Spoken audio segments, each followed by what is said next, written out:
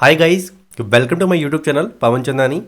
So today I am going to discuss active and passive element, bilateral and unilateral elements, distributed and lumped elements, and finally I will discuss time invariant elements.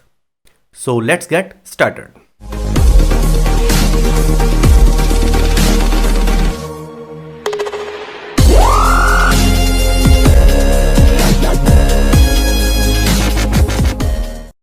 तो आज हम बात करेंगे कि active elements कौन से होते हैं और पैसिव एलिमेंट कौन से होते हैं। तो अगर हम एक्टिव एलिमेंट की बात करें तो एक्टिव एलिमेंट्स बाइसिंग को यूज करते हैं और वो बाइसिंग को यूज कर सिग्नल को क्या करते हैं, एम्पलीफाई करते हैं। Okay, so active element use biasing, thus they can amplify the signal. तो अगर हम एक्टिव एलिमेंट की बात करें तो एक्टिव एलिमेंट में दो इनपुट्स होते हैं, एक होता है बाइसिंग और दूसरा होता है सिग्नल इनपुट्स। तो ये एक्टिव एलिमेंट क्या करते हैं, ये बाइसिंग सप्लाई से पावर को एक्सट्रैक्ट करते हैं और फिर इस पावर को सप्लाई कर देते हैं इनपुट सिग्नल में, ताकि वो अपने लेवल को इंक्रीज कर पाए। ओके, तो एक्टिव एलिमेंट इनपुट सिग्नल के लेवल को इंक्रीज करते हैं या उसकी स्ट्रेंथ को इंक्रीज करते हैं बाइसिंग से पावर को ड्रॉ करके। और अगर हम पैसिव एलिमेंट की बात करें तो पैसिव एलिमेंट कभी भी सप्लाई से पावर को एक्सट्रैक्ट नहीं करते, इसलिए वो कभी भी सिग्नल की पावर को भी इंक्रीज नहीं कर पाते। दैट मीन्स सिग्नल के लेवल को इंक्रीज नहीं कर पाते। ओके, तो एक्टिव एलिमेंट में दो इनपुट होते हैं, एक होता है बाइसिंग, दूसरा होता है सिग्नल इनपुट। तो एक्टिव एलिमेंट में जब हम सिग्नल को अप्लाई करते हैं तो वो बाइसिंग से पावर को एक्सट्रैक्ट करते हैं और फिर वो उस पावर को सप्लाई करते हैं सिग्नल में, जिससे उस सिग्नल का जब हमें आउटपुट मिलता है तब उस सिग्नल का लेवल इंक्रीज हो जाता है। जैसे कि अगर हम एक्टिव एलिमेंट में एक साइनोसॉइडल सिग्नल को अप्लाई करेंगे तो वो बाइसिंग से पावर को एक्सट्रैक्ट करेगा और वो सिग्नल के लेवल को इंक्रीज कर देगा। दैट मीन्स वो उस सिग्नल को एम्पलीफाई कर देगा, लाइक दिस। तो अगर हम एक्टिव एलिमेंट के एग्जाम्पल की बात करें तो इसके एग्जाम्पल हो जाएंगे BJT, that means bipolar junction transistor, and op-amp, that means operational amplifier। तो ये होते हैं एक्टिव एलिमेंट्स। ओके, तो अगर आप किसी भी सर्किट में किसी भी एलिमेंट में अगर आप देखो कि उसमें बाइसिंग अप्लाई की हुई है तो वो एलिमेंट कैसा होगा, एक्टिव एलिमेंट होगा। ओके, और अगर हम पैसिव एलिमेंट की बात करें तो पैसिव एलिमेंट कौन कौन से होते हैं। सो नेक्स्ट इज, तो पैसिव एलिमेंट होते हैं जैसे कि रेसिस्टर हो गया, इंडक्टर हो गया, कैपेसिटर हो गया, डायोड हो गया, ये सारे क्या होते हैं, ये होते हैं पैसिव एलिमेंट। तो पैसिव एलिमेंट को ऑपरेट करने के लिए हमें बाइसिंग की नीड नहीं होती। दैट मीन्स ये कभी भी पावर को एक्सट्रैक्ट नहीं करते और ये सिग्नल के लेवल को भी इंक्रीज नहीं करते। ओके, तो ये बात आपको याद रखनी है कि passive element doesn't require any biasing. तो पैसिव एलिमेंट्स में हमें किसी भी तरह की बाइसिंग की नीड नहीं होती, ये डायरेक्टली ही ऑपरेट होते हैं। तो ये डिफरेंस होता है एक्टिव एलिमेंट्स में और पैसिव एलिमेंट्स में। ओके, और हम ये भी कह सकते हैं कि जो एक्टिव एलिमेंट्स होते हैं वो एनर्जी को सप्लाई करते हैं और जो पैसिव एलिमेंट्स होते हैं वो एनर्जी को एब्जॉर्ब करते हैं।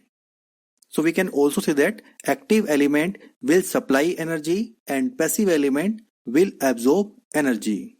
तो जो एलिमेंट एनर्जी को सप्लाई करते हैं वो कौन से होते हैं, एक्टिव एलिमेंट होते हैं। तो अब अगर हम एक्टिव एलिमेंट के एग्जांपल की बात करें तो एग्जांपल क्या हो जाएंगे, voltage source, current source, generator, ये सारे क्या होते हैं, एक्टिव एलिमेंट्स होते हैं, क्योंकि ये एनर्जी को सप्लाई करते हैं। ओके, तो ये होते हैं एक्टिव एलिमेंट्स। और अभी थोड़ी देर पहले जो हमने एक्टिव एलिमेंट की डेफिनेशन सीखी वो क्या थी कि एक्टिव एलिमेंट्स ऐसे एलिमेंट होते हैं जिसमें दो इनपुट्स होते हैं, एक होता है बाइसिंग, दूसरा होता है सिग्नल इनपुट। दैट मीन्स जितनी भी इलेक्ट्रॉनिक्स डिवाइस होती हैं जिन्हें पावर सप्लाई की रिक्वायरमेंट होती है वो भी क्या होती हैं, एक्टिव एलिमेंट्स होती हैं। और उनका एग्जाम्पल क्या हो जाएगा, बीजेटी एंड ओप-एम्प, क्योंकि बीजेटी और ओप-एम्प इन दोनों को ही ऑपरेट करने के लिए हमें एक बाइसिंग की नीड होती है, तभी ये बीजेटी और ओप-एम्प अपनी फंक्शनिंग को परफॉर्म कर पाते हैं।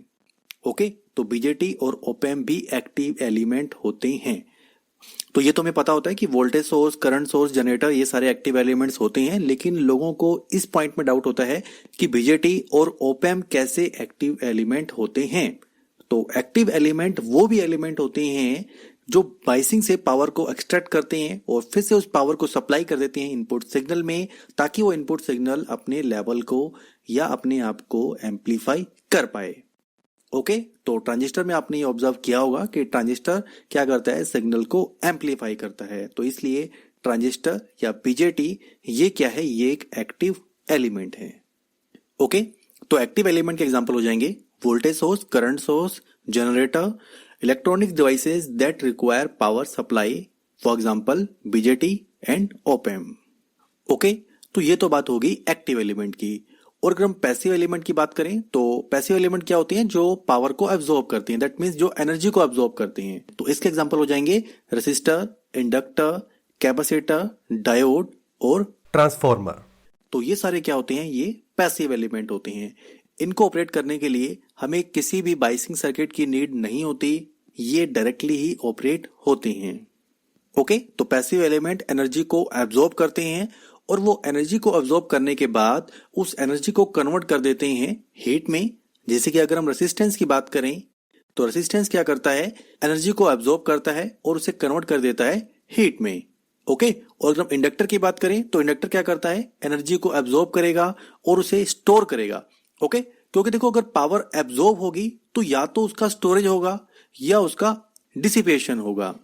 तो रेसिस्टेंस क्या करता है, वो पावर को डिसिपेट कर देता है हीट के फॉर्म में, और जो इंडक्टर है वो पावर को स्टोर करता है।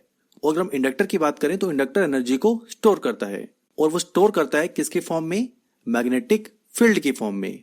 ओके, और इसी तरह जो कैपेसिटर होता है वो भी एनर्जी को एब्जॉर्ब करके उसे स्टोर करता है in form of electric field. Okay, तो पैसिव एलिमेंट ऐसे एलिमेंट होते हैं जो एनर्जी को एब्जॉर्ब करते हैं और वो एनर्जी को एब्जॉर्ब करने के बाद उसे डिसिपेट भी कर सकते हैं और उसे स्टोर भी कर सकते हैं। तो अगर वो डिसिपेट कर रहे हैं तो उसमें आ जाएगा हमारा रेसिस्टेंस, और अगर वो एब्जॉर्ब कर रहे हैं तो उसमें आ जाएगा हमारा इंडक्टर और कैपेसिटर। ओके, तो पैसिव एलिमेंट में एनर्जी का एब्जॉर्प्शन होगा और वो एब्जॉर्प्शन होने के बाद या तो उसका डिसिपेशन होगा या उसका स्टोरेज होगा, लेकिन ऐसा नहीं होगा कि वो उस एनर्जी से सिग्नल को एम्पलीफाई करें। Okay, so this is all about active and passive elements. Now I will discuss unilateral and bilateral elements and distributed and lumped elements. तो सबसे पहले हम डिस्कस करेंगे कि बाइलेटरल और यूनिलेटरल एलिमेंट्स कौन कौन से होते हैं। तो बाइलेटरल सर्किट्स कौन से होते हैं? Bilateral circuits are those circuit in which the property of circuit does not change with change in direction of current. तो बाइलेटरल सर्किट ऐसे सर्किट होते हैं जिनमें अगर हम करंट की डायरेक्शन को चेंज करें तो उस सर्किट की प्रॉपर्टी चेंज नहीं होती। तो अगर हम बाइलेटरल एलिमेंट्स की बात करें तो बाइलेटरल एलिमेंट्स वो एलिमेंट्स होते हैं जिनमें अगर हम करंट की डायरेक्शन को चेंज करें तो उसकी प्रॉपर्टी इफेक्ट नहीं होती।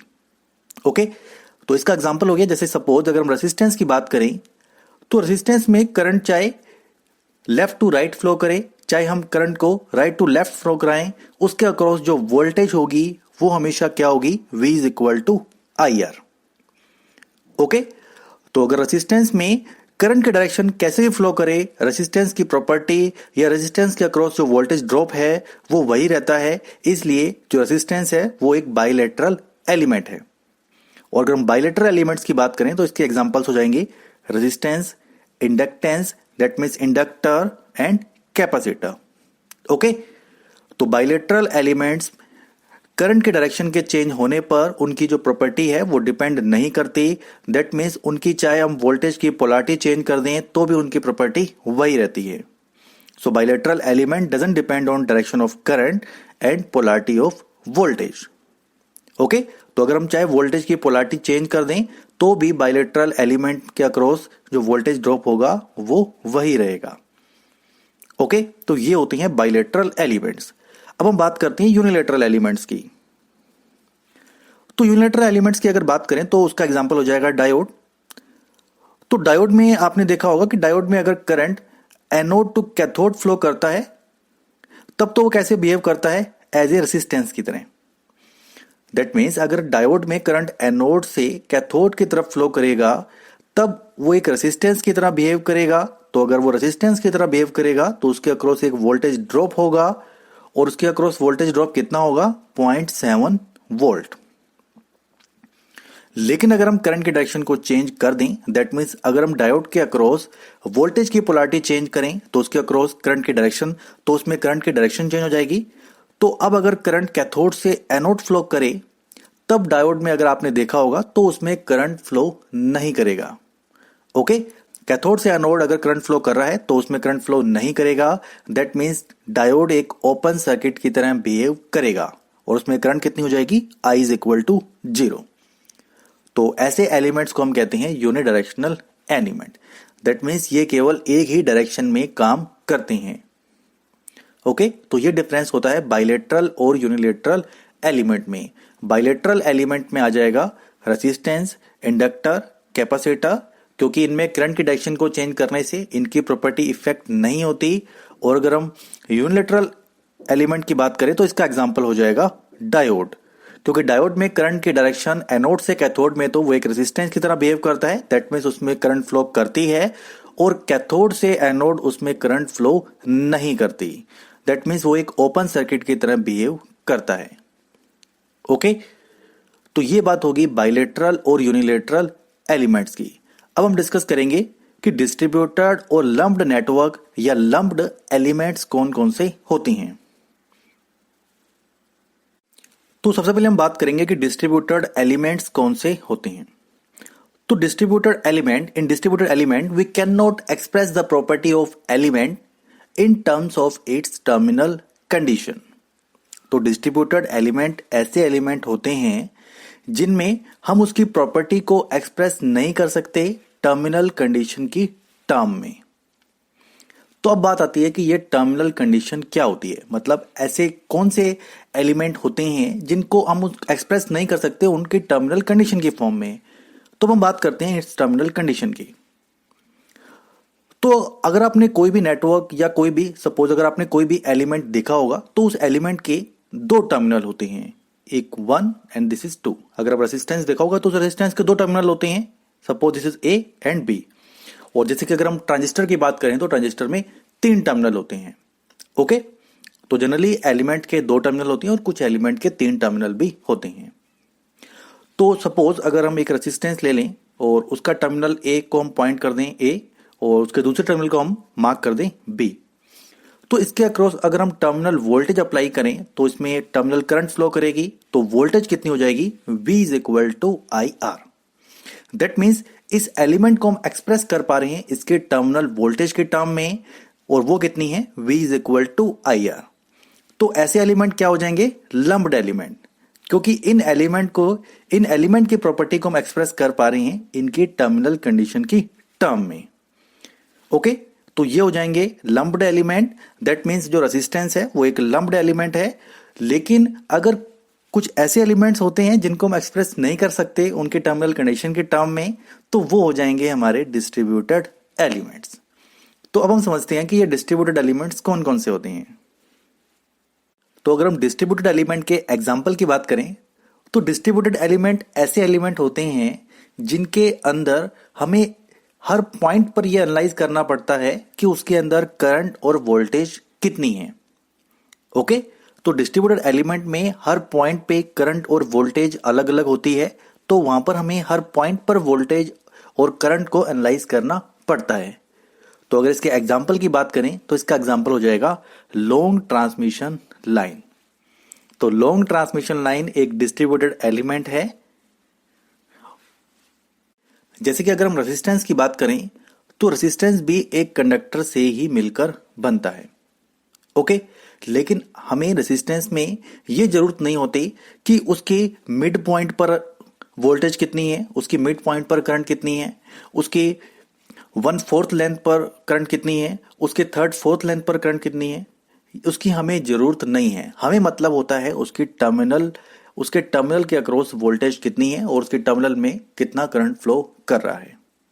ओके, तो जहां पर हमें जरूरत होती है only terminal voltage, that means terminal conditions की, तो ऐसे एलिमेंट हो गए लंप्ड एलिमेंट। लेकिन जहां पर हमें उस एलिमेंट के अंदर हर पॉइंट पे एनालाइज करना होता है करंट और वोल्टेज को, तो ऐसे एलिमेंट हो जाते हैं डिस्ट्रीब्यूटेड एलिमेंट। तो उसका एग्जांपल हो जाएगा लॉन्ग ट्रांसमिशन लाइन, क्योंकि लॉन्ग ट्रांसमिशन लाइन में हमें ये मतलब नहीं है कि टर्मिनल, लॉन्ग ट्रांसमिशन लाइन के टर्मिनल में उसकी टर्मिनल के अक्रॉस वोल्टेज कितनी है। वहां पर हमें हर पॉइंट पर, दैट मीन्स हर डिस्टेंस पर हमें ये मेजर करना होता है कि उसमें वोल्टेज ड्रॉप कितना हो रहा है और वहां पे करंट भी कितनी फ्लो कर रही है।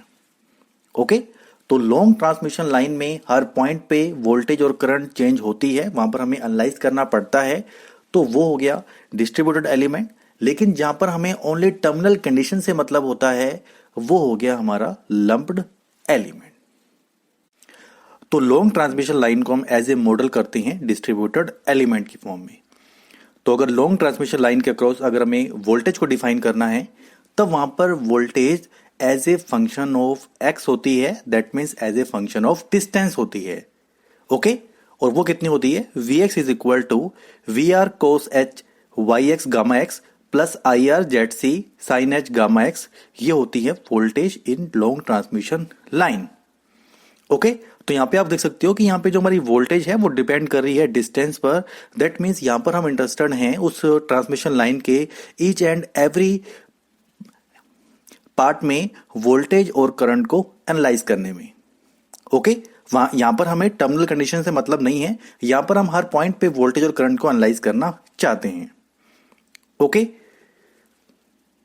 तो नेटवर्क थ्योरी में आपको एक बात याद रखनी है कि यहां पर जिन भी एलिमेंट से हम डील करेंगे वो होंगे केवल लंप्ड एलिमेंट्स, ना कि डिस्ट्रीब्यूटेड एलिमेंट।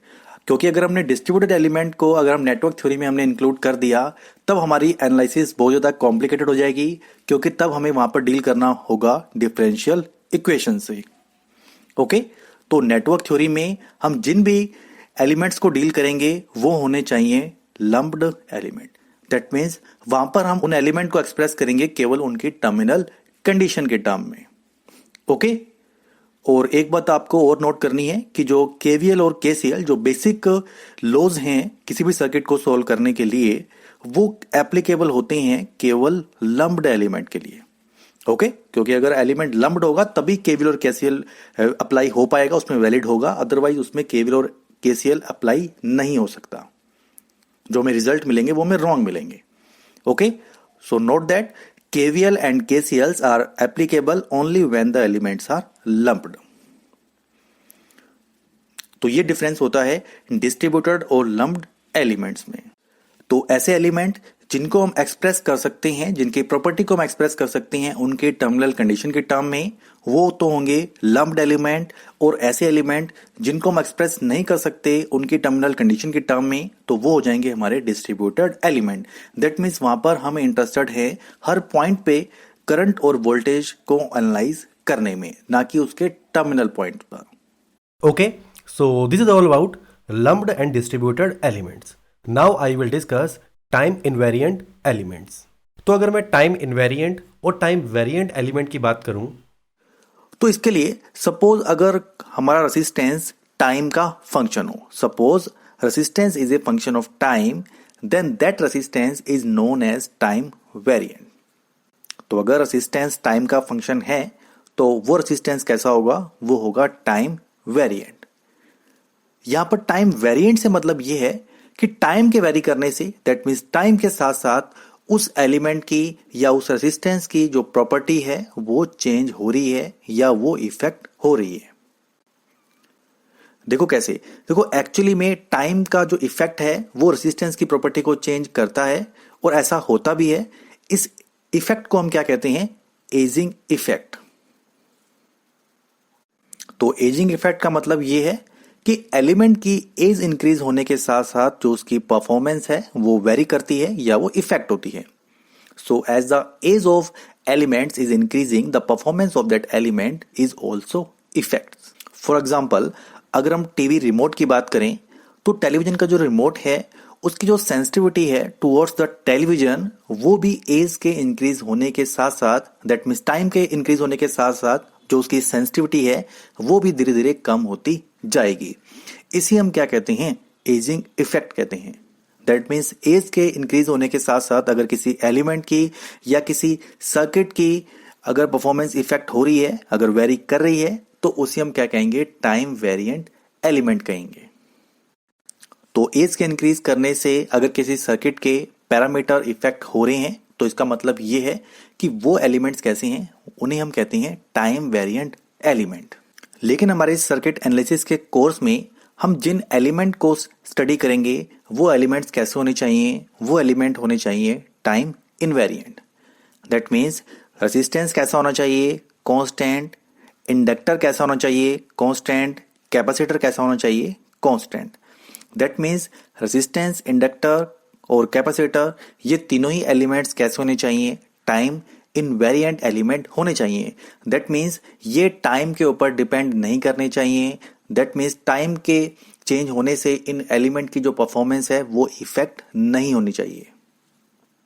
तो हमारे नेटवर्क एनालिसिस के कोर्स में हमारे ये एलिमेंट्स कैसे होने चाहिए, टाइम इनवेरिएंट होने चाहिए। तो अब हम बात करेंगे कि ऐसा क्यों हम नेटवर्क एनालिसिस के इस कोर्स में इन एलिमेंट को as a time invariant consider करते हैं। देखो, नेटवर्क एनालिसिस में हम जब सर्किट की एनालिसिस करते हैं then we analyse it at any instant. हम सर्किट की एनालिसिस करते हैं किसी पर्टिकुलर इंस्टेंट पर, और किसी भी इंस्टेंट पर हमें एजिंग इफेक्ट नहीं मिलता। अगर हम इंस्टेंट की बात करें तो इंस्टेंट में एजिंग इफेक्ट नहीं होगा। एजिंग इफेक्ट के लिए एक टाइम होना चाहिए, एक अच्छा खासा टाइम होगा तभी एजिंग इफेक्ट उसमें आएगा। किसी पर्टिकुलर अगर हम इंस्टेंट की बात करें तो उस एलिमेंट में हमें एजिंग इफेक्ट देखने को नहीं मिलेगा। ओके, जैसे कि अगर हम बात करें तो नेटवर्क एनालिसिस में हमसे कभी भी इस तरह के क्वेश्चंस नहीं पूछे जाते कि find the current in after 1 year, कि आप बताओ कि 1 साल के बाद उस एलिमेंट में करंट क्या होगी। क्योंकि अगर हम 1 साल की बात करें तो एक साल के बाद तो उस एलिमेंट की खुद की ही प्रॉपर्टी चेंज हो जाएगी, तो उसमें करंट तो चेंज होनी ही है।